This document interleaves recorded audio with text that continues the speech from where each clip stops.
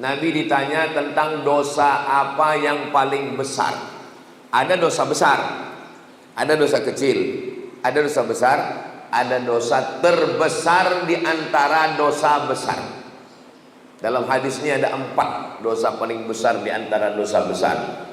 Yang pertama kata Nabi, al-isyraku billah, syirik, mempersekutukan Allah. Siapa yang mempersekutukan Allah ini? Makanya nama perbuatannya syirik, orangnya namanya musyrik. Kata mereka Tuhan itu ada jantan ada betina. Tuhan yang jantan namanya Allah, Tuhan yang betina namanya Lata. Ada Lata, ada Uzza, ada Manat, ada Hubal, ada Jibti, ada Tauhud, ada Naham. Tuhan jantan namanya Lata, Tuhan betina namanya, Tuhan jantan namanya Aziz, Tuhan betina namanya Uzza. Tuhan jantan namanya Manan, Tuhan betina namanya Manat. Tuhan jantan namanya Allah, Tuhan betina namanya Lata. Nikah Tuhan jantan sama Tuhan betina tadi, lahirlah anak-anak Tuhan. Anak Tuhan itu malaikat-malaikat, banatullah, anak Tuhan. Jadi tentang cerita Tuhan punya bini dan punya anak, itu kerja orang musyrik. Dari mana pemikiran Tuhan berbini beranak ini? Ini datang dari budaya Yunani kuno. Ada Tuhan jantan namanya Zeus, yang sekarang sudah masuk dalam game online dan judi online. Zeus ini punya bini Tuhan. Lalu lahirlah anaknya laki-laki, turun dari langit ke bumi. Nama anaknya itu Hercules, anak Zeus.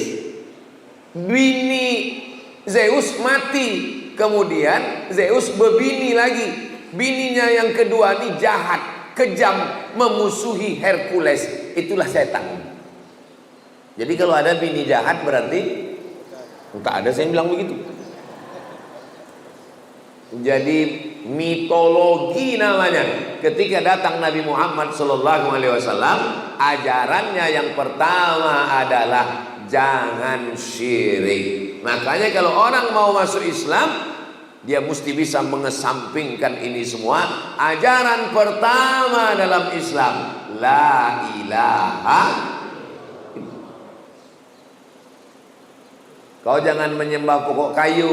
Menyembah pokok kayu itu syirik, karena menduakan Allah. Kita diajarkan 17 kali sehari semalam, iyyaka na'budu wa iyyaka nasta'in.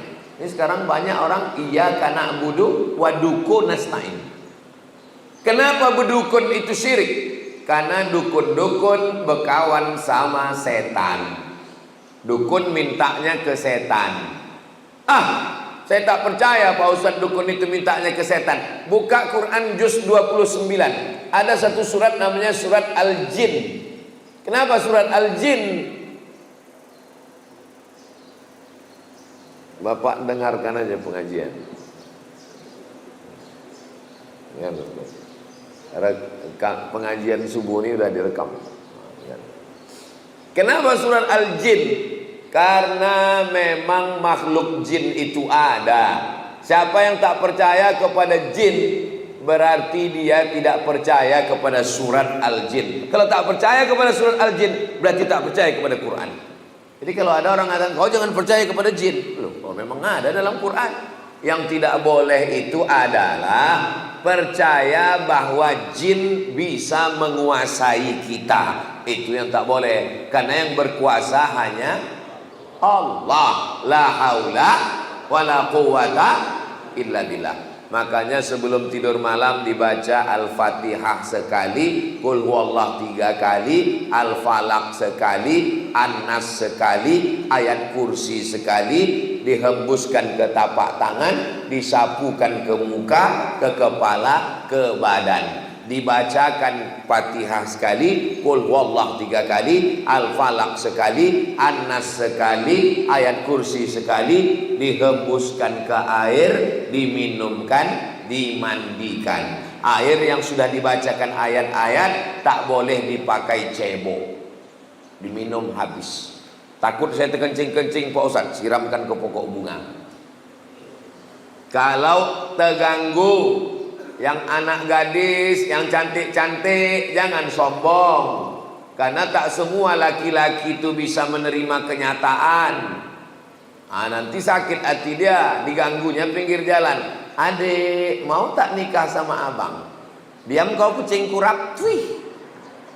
Diambilnya air liur itu, dibawanya ke dukun. Dukun minta ke setan, dibacakannya mantra. Kakang telinga bosi, mulut kesongkang, gigi terkunci.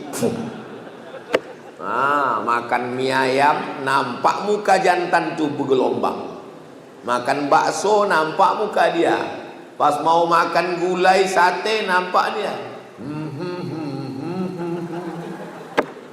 Siang malam terbayang-bayang, makan tak kenyang, tidur tak lelap, kena pelet. Saya di rumah ada juga pelet ikan koi. Maka anak-anak kita diajarkan membaca-baca. Bang Abdul Wahid pun perlu juga ini. Tak perlu kita ajari, dia taman pesantren. Baca-baca. Kenapa? Tidak semua orang niat baik, dukun, santet, jin, setan, segala macam. Saya jadi dewan juri musabaqah tilawatil Quran Kabupaten Indragiri Hulu di Pematang Rembang. Pagi-pagi pergi saya mau sarapan. Pas mau sarapan dipanggil orang. Ustaz Somad. Ada apa? Saya bilang, tolong Pak Ustadz, ini diganggu jin. Rupanya ada anak gadis perempuan, matanya orang itu rupanya udah membacakan ayat kursi, jinnya tak keluar. Suruh orang itu saya membaca. Tak mungkin saya nolak. Masa LCMA nolak? Gengsi lah. Sebetulnya saya tak pernah meruqyah, tapi karena disuruh ruqyah. Orang tuh kenapa jinnya tak keluar? Dibacanya pelan. Allahu la ilaha illa huwal hayyul qayyum. Mana mau dia keluar? Pas disuruh saya baca, saya bacakan. Karena perempuan tak boleh kita pegang kepalanya. Nah, kalau ada nanti orang ruqyah bilang, ini mesti dipegang, ini jinnya kuat ini, itu hantu dia tuh. Saya baca ke telinga sebelah kanan dari jarak jauh. Allahu la ilaha illa. Sadar dia. Entah jin itu takut, entah terlalu kuat, Allahu a'lam. Sehat dia. Alhamdulillah. Sejak itu takut saya. Sejak itu kalau ada orang kerasukan diganggu jin, saya kasih nomor kawan saya. Hubungi nomor ini. Satu hari salah nomor, rupanya nomor BNN, Badan Narkotika Nasional. Bapak Ibu yang dimuliakan. Tapi tidak semua orang itu karena gangguan jin. Ini kadang banyak jamaah ini mengadu ke saya, Ustaz Somad tolong bacakan air Pak Ustaz, laki saya ini malas sembahyang. Ustaz Somad tolong bacakan air Ustaz, laki saya ini selingkuh. Lama-lama saya mikir, kenapa semua salah jin? Pas kita bacakan ayat kursi diminumnya, tak ada reaksi. Memang dia tidak terganggu jin, laki kau gatal. Sikit-sikit salah jin, sikit-sikit salah jin. Karena kita kasihan juga sama jin nih. Nanti lama-lama keluar KPJ, Komisi Perlindungan Jin. Saking banyaknya jin yang teraniaya. Bahkan jin pun udah banyak yang pensiun. Kata jin, aku udah tak menggoda manusia lagi. Lebih parah pula orang itu dari aku lagi gitu ya. Bapak Ibu yang dimuliakan Allah. Dibawalah Ustadz ruqyah ke rumah sakit. Sampai di rumah sakit dibaca Ustadz nilai ayat kursi. Allahu la ilaha illa huwal hayyul qayyum. Diludahinya Ustadz. Apa kata dia? Sesama jin dilarang saling mengusir.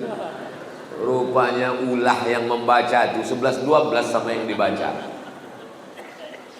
Jadi kata orang kampung kita, ini bukan masalah pistolnya, tapi masalah orangnya. Kalau bahasa kampungnya, man behind the gun. Orangnya. Imam Ahmad bin Hanbal, Imam Hambali tidak ada membacakan ayat kursi. Sakitlah adik raja di Baghdad, Irak. sakit adik raja, diminta doa. Imam Ahmad bin Hanbal suruh datang ke istana. Kata Imam Ahmad bin Hanbal, aku tak perlulah datang ke istana. Lalu kemudian dikasihnya terompah kayu. Kita kalau bisa di toilet itu kasih terompah kayu. Kenapa di toilet terompah kayu? Supaya kaki tak kena najis. Karena setan masuk dari was-was akibat kaki kena najis bekas percik kencing. Waktu sedang sembahyang tuh, batal tak batal? Batal tak batal? Batal tak batal? Maka pakai terompah kayu. Imam Ahmad bin Hanbal mengasih terompah kayunya. Bawakan terompah kayuku ini, letakkan di dekat adik sultan yang sakit tuh. Diletakkan terompah kayu Imam Ahmad bin Hanbal, sehat. Tak perlu baca-bacakan ayat. Terompah kayu letakkan sehat. Hari berganti, musim berubah, pekan berubah, bulan berubah tahun, tiba-tiba kumat adik raja itu balik. Rupanya hari dia kumat itu Imam Ahmad bin Hanbal meninggal dunia. Dibawakan orang tuh terompah kayu. Ini terompah kayu. Kata jin tuh, aku bukan takut sama terompah kayunya, tapi aku takut sama yang punya terompah kayu. Dan yang punya terompah kayu sudah mati. Jadi rupanya kalau kuat iman kita, belum lagi kita bacakan ayat itu, setan itu sudah lagi ligah pugah, lintang pukang, tunggang langgang. Kalau menengok dari jamaah subuh Masjid Syuhada ini nampaknya orang-orang yang ditakuti setan semuanya. Tapi nggak tahu juga lah ya. Mudah-mudahan kita selamat dari syirik, insya Allah. Amin.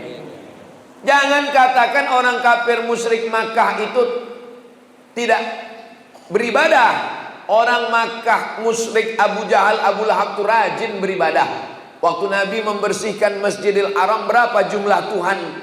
360 Tuhan dalam bentuk patung berhala, perak, emas, perunggu, besi, kayu. Bahkan ada patung Tuhan itu yang terbuat dari tepung gandum. Tepung gandum dicampur minyak samin, minyak sapi, diadon, dibuat gambar Tuhan besar, disembah mereka. Pas perutnya lapar, dicuilnya Tuhan tuh. Mohon maaf Tuhan, lapar kali perutku, makan. Itu maka mereka disebut dengan jahil. Kenapa jahil? Karena tidak mengenal Tuhan. Maka dalam tauhid dikenal awwaluddin ma'rifatullah. Perkara pertama dalam Islam adalah mengenal Allah. Wujud qidam baqa mukhalafatu lil hawadisi qiyamuhu binafsihi wahdaniyah qudrat iradan. Tapi dakwah pengajian ke kampung-kampung tak sampai. Jangankan ke kampung, ke Palas aja tak sampai. Mohon maaf Ustadz Somad, tolonglah kirim Ustadz-Ustadz ke Palas nih Pak Ustadz. Tak sampai Ustadz Ikmi, Ustadz MDI dari Pekanbaru Pak Ustadz. Gas motor tuh cuman sampai di jembatan Leton. Asal sampai Leton mati mesin. Itulah maka Ustadz Al-Nokdinar membuka pesantren di Palas. Alhamdulillah anak-anak tahfiz Quran itu yang jadi imam. Saya tak sanggup berdakwah masuk kampung ke kampung. Yang kami masuk cuman Bagan Benio, Talang Mama, Talang Perigi, Talang Jerinjing. Itu yang kami cuman sanggup masuk. Yang bisa mengirim dai-dai ke pedalaman Riau ini adalah gubernur. Kalau terpilihlah gubernur yang peduli pesantren, tamat pesantren, peduli dakwah, dikirimnya lah dai-dai ke pedalaman, insya Allah. Mudah-mudahan terpilihlah orang yang peduli kepada dakwah, insya Allah. Amin. Tapi kami bingung Pak Ustadz, banyak kali balego-balego sekarang. Kalau tuan sholat Jumat jangan lupa bawa kain. Kalau udah ada yang ada gambar Ustadz Somad, jangan lagi ke yang lain. Jelas? Kalau tuan pergi ke Palas, jangan lupa membawa kawan. Kalau ada yang bilang tak jelas, memang dia belum sarapan. Yang kedua, apa itu dosa besar? Uququl walidain, durhaka kepada orang tua. Tahu Bapak Maradona? Maradona ditanya, siapalah orang yang paling kau idolakan Maradona?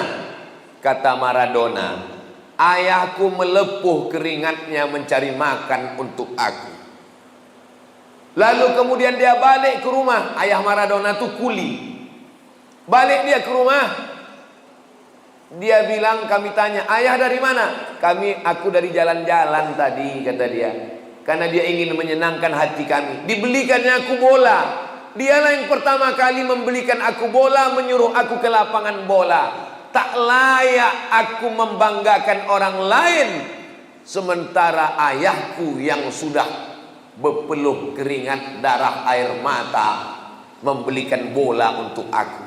Jadi Maradona itu mungkin akidahnya tak sama dengan kita, tapi pasal kepada orang tua, dia termasuk orang yang berbakti kepada orang tua. Saya tidak mengajak Bapak Ibu suka sama Maradona. Tak sukanya tak apa-apa. Kita bebas, kita demokrasi kok. Tapi jangan caci maki, sumpah serapah, ejek mengejek, bully membuli. Begitu juga dalam hal masalah pilkada ini. Jangan, beda biasa. Tapi jangan caci maki, sumpah serapah. Kalaupun ngejek, hati-hati juga. Ini survei kan udah 35%. Susah mengejarnya. Kalaupun ngejek, ya sekedarnya aja lah. Susah nanti memperbaiki hubungan kita.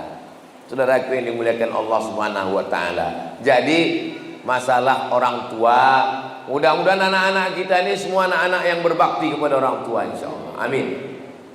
Yang ketiga, yang dosa terbesar itu adalah qatlun nafsi, membunuh. Membunuh, benci, sakit hati sama orang, sewa preman, tabrak, mati, kecelakaan, padahal membunuh. Sakit hati sama orang, pergi ke dukun, santet, dibunuh pakai jin. Jin bisa membunuh. Sahabat Nabi ada yang meninggal dibunuh jin. Namanya Sa'ad bin Ubadah, dibunuh jin di dalam toilet. Memang udah sampai ajalnya, mati syahid. Kita sebelum masuk ke toilet, Allahumma inni a'udzubika minal khubusi wal khaba'is. Begitu kita bacakan Allahumma inni a'udzubika, maka langsung badan kita itu dipasang Allah penutup, sehingga jin setan yang ada di toilet itu tak bisa menengok kita. Saya pergi ke stasiun kereta api Pring Sewu. Bahasa Jawa Sewu itu artinya apa? Sibu. Sewu, sibu. Pring Sewu, stasiun kereta api 1000 kamar yang ada di Semarang. Sampai di atas, kereta api ini punya Belanda. Sampai di atas saya ditunjukkan sama guide-nya, Ustadz Somad, ini ruangan jenderal Belanda. Toiletnya di luar. Jadi rupanya Belanda itu dulu tahu toilet itu tempat setan, dibuatnya jauh-jauh. Itu beda orang dulu sama orang sekarang. Orang dulu makannya di rumah, buang air besarnya di luar. Orang sekarang makannya di luar, buang air besarnya di kamar. Ustaz Somad ini ngomong gitu macam toilet dia tidak di rumah aja. Toilet saya di rumah, tapi ada dindingnya, ada pintunya, ditutup. Mau tidur malam ditutup, baca doa. Mau masuk ke dalam, Allahumma inni a'udzubika minal khubuthi wal khaba'is, dipasang Allah semacam protek pelindung, tertutup badan kita ini semua. Jadi orang yang tak baca doa Allahumma inni a'udzubika minal khubuthi wal khaba'is, masuk ke toilet, ditengok jin, ditengok hantu, ditengok setan. Syukur-syukur setan itu kalau cuma nengok. Kalau dia streaming, hidupkannya kamera, ditonton semua sama kawan-kawannya. Masa setan itu canggih juga punya handphone macam kita, Pak Ustaz? Baca buku Isa Daud dari Mesir, judulnya Al-Hiwar Ma'ajinnil Muslim. Teknologi jin lebih canggih daripada teknologi zaman kita sekarang. Mana buktinya?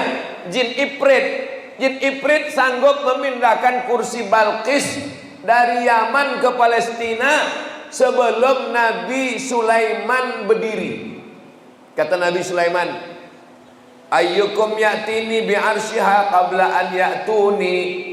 Siapa yang sanggup membawa kursi Balqis dari Yaman ke Palestina 3000 km sebelum Ratu Bilqis sampai, apa kata jin Ifrit? Ana atika bi qabla an taquma min maqamik. Aku bisa memindahkan kursi Balqis dari Yaman ke Palestina sebelum kau tegak dari tempat duduk. Tegak dari tempat duduk itu berapa detik? 5 detik kalau tak kena osteoporosis. Cobalah tegak. 1, 2, 3, 4, 5. Pindah kursi Balqis. Ada sekarang orang yang bisa memindahkan ini 5 detik ke Palestina? Tak ada. Kalau ada, kita minta jasa dia memindahkan supaya Benyamin Netanyahu itu pindah ke Damai Langgeng. Sampai sini baru kita gulai dia. Asam pode. Uququl walidain, durhaka pada orang tua yang keempat. Pertama, syirik. Kedua, durhaka orang tua. Yang ketiga, membunuh. Yang keempat, syahadatuz zur, kesaksian palsu. Jangan bersaksi palsu. Saya nggak pernah bersaksi palsu, Pak Ustaz.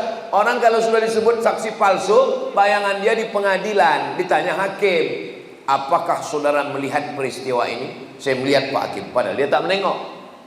Jangan lupa, kita bersaksi palsu ini bukan di pengadilan. Bersaksi palsu di mana? Di masjid.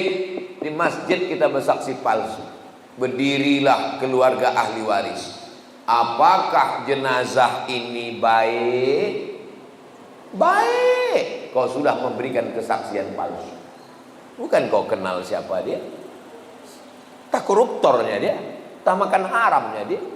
Saya kalau ditanya jamaah, dan saya belum pernah seumur-umur menjebak jamaah. Saya kalau ditanya orang, apakah jenazah ini baik? Aku tak tahu. Mana kita tahu? Tapi kalau orang itu baik, memang saya bersaksi. Beberapa jenazah saya tulis di Instagram. Aku bersaksi orang ini baik. Kita bersaksi. Ada hadisnya tentang bersaksi jenazah ini, ada hadis sahihnya. Lewat jenazah. Waktu lewat jenazah, orang memuji, dia orang baik, dia orang baik, dia orang baik. Apa kata Nabi? Antum syuhada'ullahu 'alal ard, kalian saksi-saksi Allah di atas muka bumi, wajib dia masuk surga. Tapi saksinya tidak direkayasa. Kapan kita bersaksi palsu? Waktu acara akad nikah. Aku nikahkan engkau dengan anakku dengan mahar sebentuk cincin emas tunai. Sah? Sah.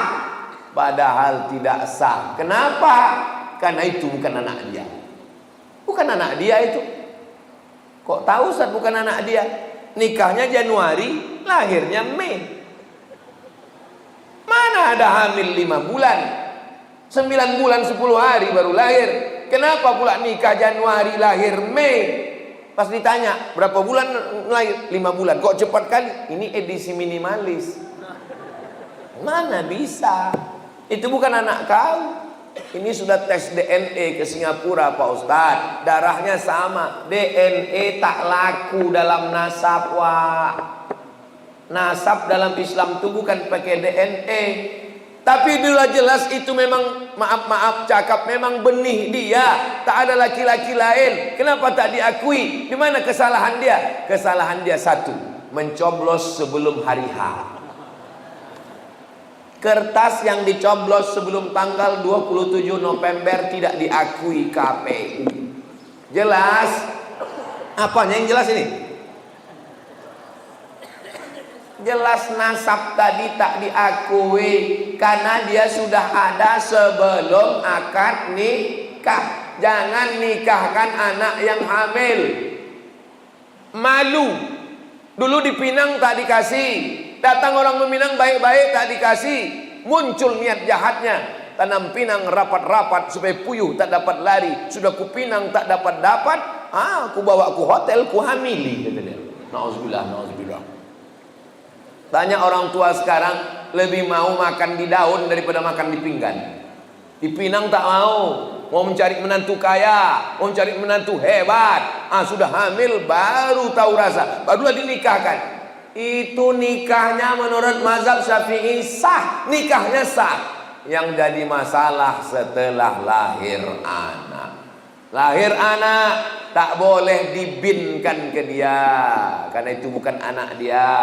Lahir anak, mati si bapak, anak ini tak dapat hak waris karena mereka tak ada hubungan nasab. Lahir anak laki-laki, setelah itu lahir adiknya perempuan. Ini si abang anak pertama ini tak bisa jadi wali bagi adiknya, karena mereka dianggap saudara seamak, bukan saudara seayah.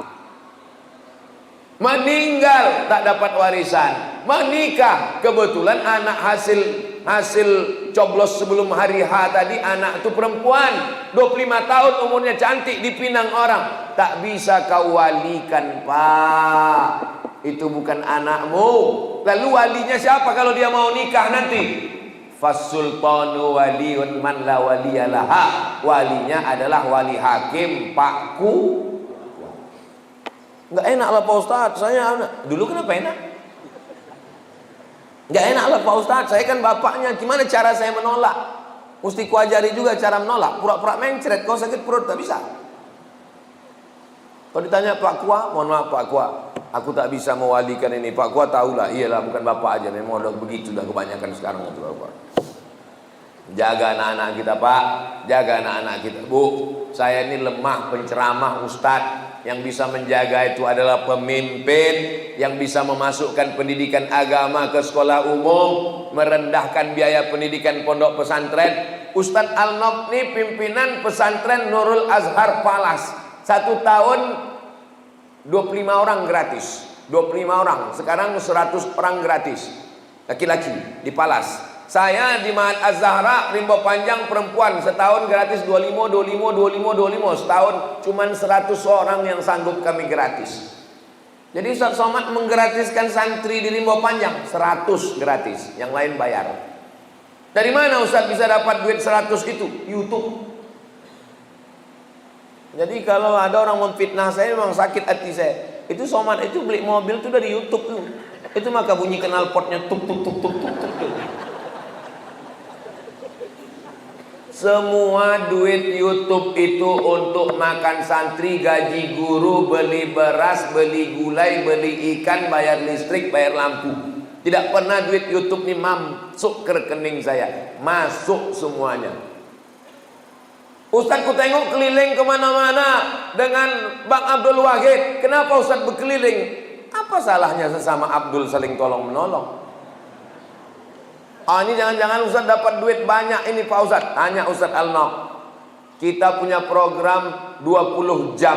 Hari Sabtu, hari Jumat Sabtu. Jumat Sabtu bulan Oktober, Jumat Sabtu bulan November. Semua duit yang masuk diserahkan untuk makan santri, gaji guru. Ini perlu saya jelaskan di tempat yang suci ini. Supaya apa? Jangan ada dusta di antara kita.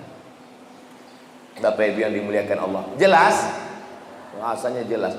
Tak terasa waktu ini berlalu. Sudah habis waktu sholat sunat isyraq masuk. Padahal tadi saya bilang jawab pertanyaan. Rupanya kalau kita ceramah di tempat orang yang hatinya bersih itu, tak terasa waktu itu berlalu. Saya pernah ceramah di tempat orang yang hatinya suntuk. Lama kali terasa tausiah. Kapan itu Pak Ustaz? Waktu acara buka bersama. Oh gini loh orang tuh.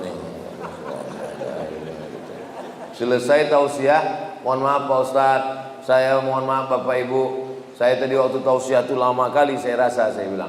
Kata jamaah itu kami yang mendengar lebih lama lagi Pak Ustaz. Saya jawab dulu ini dulu, habis saya jawab baru kita sholat sunat isyraq 2 rakaat. Saya seorang muslimah sudah tak muda lagi, usia 35 tahun. Masalah umur ini bukan masalah angka, Besti. Umur ini masalah rasa. Saya nih rasa saya sekarang rasa 27 aja nih sekarang. Beberapa bulan yang lalu datang seorang laki-laki berusia 28 tahun, ingin menjalani hubungan serius dengan saya. Kalau memang dia serius, jangan cuma berani bawa mawar, tapi berani bawa mahar. Saya selidiki laki tersebut, ternyata pekerjaannya seorang pembeli berondolan sawit. Mantap. dan dia mau sholat tapi belum 5 waktu, tambah. Kemudian pas hari Jumat beliau saya WA di waktu sholat Jumat dan dia menjawab WA saya dan kita chattingan sepanjang waktu sholat Jumat. Jangan terima lagi. Sedang Tuhan aja dia khianati, apalagi kamu. Dan saya menolak beliau dengan alasan perbedaan usia yang jauh. Masalah umur tak masalah. Nabi Muhammad dengan Khadijah jauh 15 tahun, tak apa-apa. Dalam hati saya karena pekerjaan beliau yang saya ragu kehalalannya, yang jadi pertanyaan, ini curhat panjang kali nih. Apa pekerjaan sebagai pembeli brondol itu halal? Jual belinya sah, pekerjaannya halal selama tidak ada unsur tipu, tidak ada unsur kazib bohong, tidak ada unsur zulm aniaya, maka jual beli brondol sah. Apakah saya salah berdosa karena telah menolak sinyal jodoh dari Allah di usia saya? Istikharah. Masalah dia tak sembahyang Jumat udah kena pancing sekali, kasih tahu, bang, kemarin kita chatting hari Jumat tuh, kenapa kau chatting terus? Berarti kau tak sembahyang Jumat. Dek, sebetulnya abang musafir. Oh, tak boleh kita sembarang tuduh. Mudah-mudahan dia sholat. Kalau dia mau bagus, terima dia dengan baik. Mudah-mudahan jadi keluarga yang sakinah, mawaddah, warahmah, insyaallah. Amin ya rabbal. Hah? Mana? Makin-makin kecil tulisan nih Ustaz. Anak saya mondok di Mojokerto. Dari tahun kemarin kelas 1 SMP. Dari pertama masuk anak sudah diganggu oleh jin. Anak saya tetap bertahan dan selalu beberapa bulan kuku anak saya dicabut satu persatu oleh jin ini. Anak saya sering pulang hampir 1 tahun begitu terus ustazah. Anak saya suruh pindah pondok, tidak. Saya mau bingung, akhirnya kenalkan kelas 2 SMP, loh kok ini dicabut lagi kukunya. Oh berarti ini jin PKI ini, suka mencabut kuku. Kalau suka mencabut alis mata, itu jin perempuan. Kan suka mencabut alis.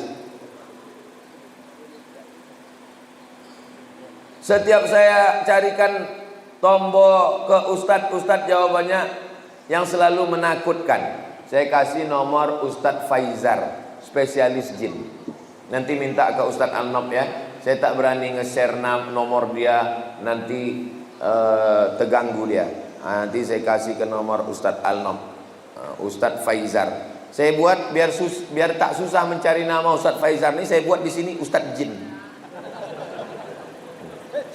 Ustadz Jin. Tengok Ustadz Jin. Itu Ustadz.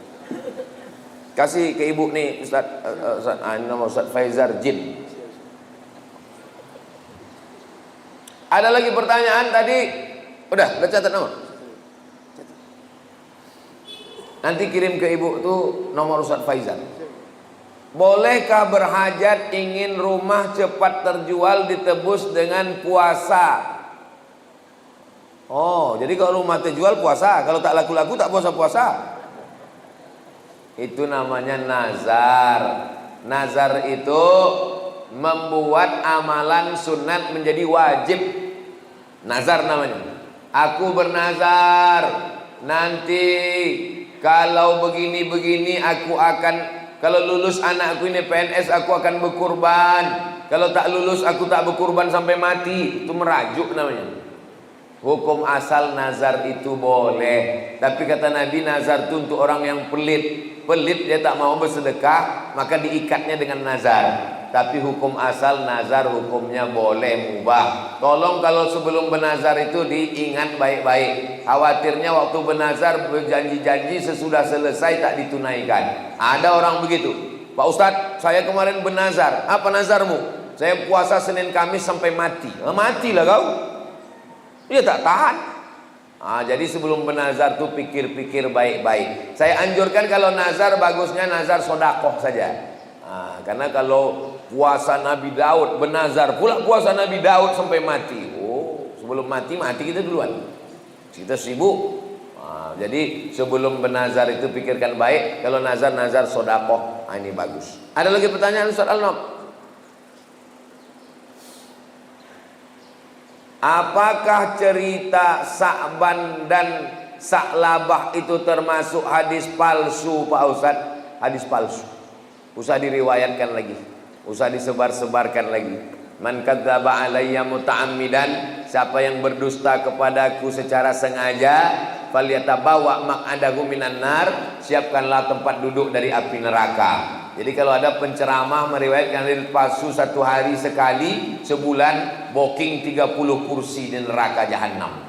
Hati-hati meriwayatkan hadis. Kalau tak betul-betul sahih, tanyakan kepada ahlinya. Mudah-mudahan kita selamat dunia akhirat insyaallah. Ini ada pertanyaan. Mana tadi pertanyaan Ustaz Alnof tadi mengirimkannya? Saya mengalami maaf cakap, keputihan terus menerus. Sebelum sholat saya bersihkan, dan ketika sholat keluar. Bagaimana Pak Ustadz? Laki-laki bisa mengalami namanya sulusul baul, baul kencing, sulusul rantai. Sulusul baul kencing berantai, menetes tak putus-putus. Perempuan bisa mengalami dua. Pertama istihadah, darah tak putus-putus. Yang kedua cairan tak putus-putus. Maka cara mengatasinya bagaimana? Dibersihkan sebelum masuk waktu sholat. Pergi ke toilet, bersihkan. Sesudah itu pakai pembalut. Setelah dipakai, berwuduknya setelah masuk waktu.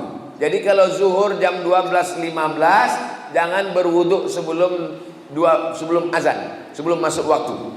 Begitu mendengar suara azan, Allahu Akbar, Allahu Akbar, masuk ke toilet, bersihkan, pasang pembalut. Maka yang menetes setelah wuduk tadi, ma'fu anhu, termaafkan. Bisa terjadi tiga. Pertama, sulusul baul kencing tak putus. Kedua, istihadah darah tak putus. Ketiga, cairan yang tak putus keluar. Khurujus syai'i anis sabilaini, keluar sesuatu dari dua jalur. Dari kubul bagian depan, dubur bagian belakang. Kalau keluar dia batal wudhu. Kalau batal wudhu, batal sholat. Tapi ada keringanan. Kalau dia menjadi penyakit, berobat, berkusuk. Kalau tak juga sembuh, maka dia menjadi ma'fu anhu, termaafkan. La yukallifullahu nafsan illa wus'aha.